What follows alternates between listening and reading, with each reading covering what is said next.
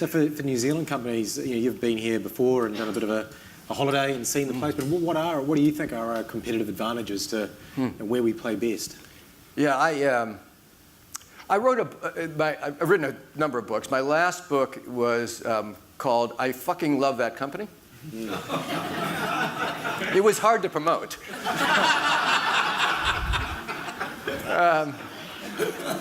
But the whole thesis in that book was about Amazon owning the commerce world, and where was the opportunity for others to create consumer products and distribute those products. And the thesis in that book was that while Amazon could own the commodity distribution logistics business, that the opportunities for artisanal brands that people love, value propositions that people are committed to, was actually better than ever because of that distribution mechanism. And so rather than chasing Amazon, my advice to companies was that they should think about creating extremely valuable products that people loved, and to create that relationship and nurture that relationship over time. And yes, they may not be building the next Amazon, but they could build prosperous companies that produced very admirable value that they could be proud of and that could be sustainable, which I, by the way, think is the goal of business. I don't think big is the goal of business. When I think about that from a nation-state standpoint, I think about New Zealand as an artisanal brand, right?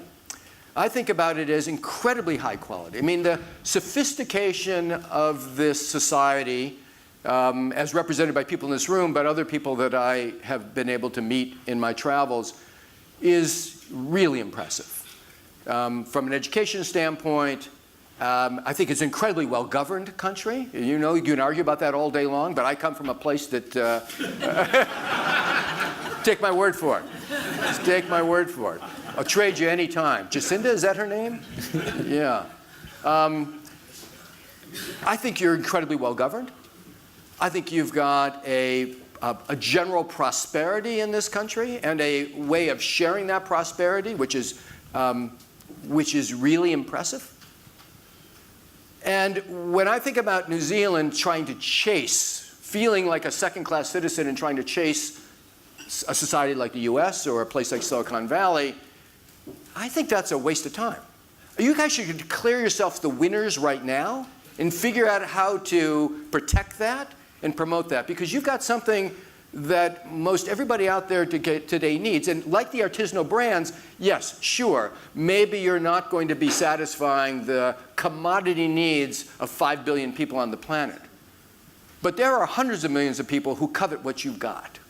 And if you can figure out how to service them with your products, with your tourism, with the other things that you have to offer, you've got a really good business being New Zealand.